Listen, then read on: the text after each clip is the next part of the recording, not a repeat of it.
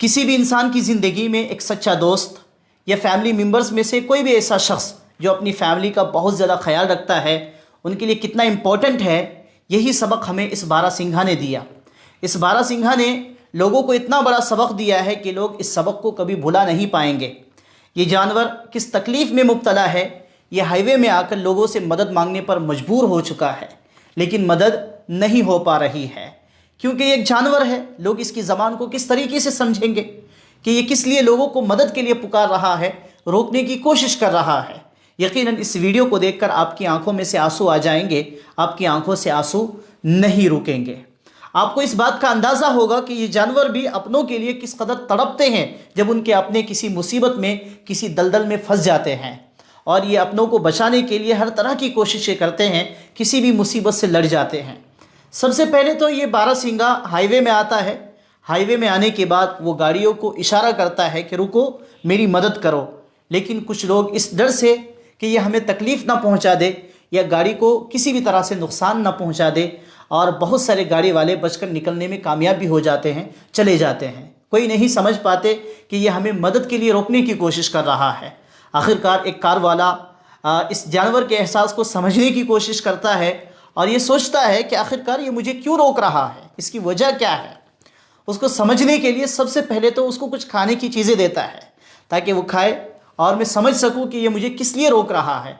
और जब उस जानवर को लगता है कि नहीं, ये मेरी बात समझ गया है, मैं किस लिए इसको रोक रहा हूँ, फिर वो जानवर भागते हुए जंगल की तरफ जाता है और उसके दोस्त या उसकी फैमिली मेम्बर्स में से जो भी हो, जो उस दलदल में फंसे हुए हैं, जो निकल नहीं पाते, उस जगह पर उस कार वाले को लाने की कोशिश करता है, ले जाता है कि देखो मेरे दोस्त या मेरे फैमिली मेम्बर्स में इस दलदल में फंसे हुए हैं, इनको निकालो।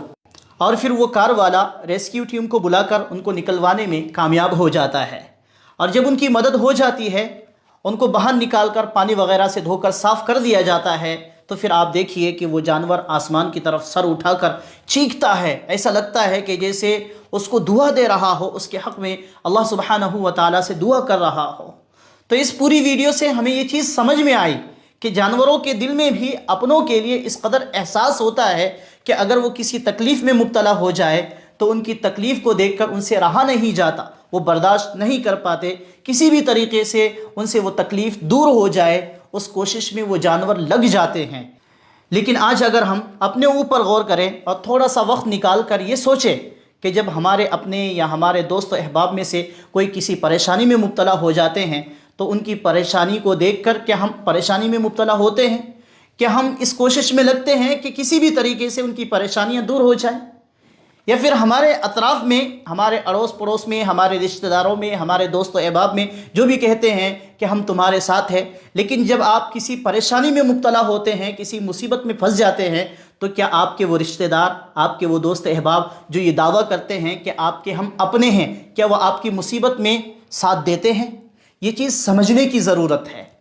इस चीज़ से आपको ये चीज़ समझ में आएगी कि अपनी ज़िंदगी से ऐसे लोगों को दूर करना है। जब आप किसी परेशानी में मुब्तला हो जाते हैं, वो आपकी मदद के लिए नहीं आते बल्कि उल्टा देखकर हंस रहे होते हैं।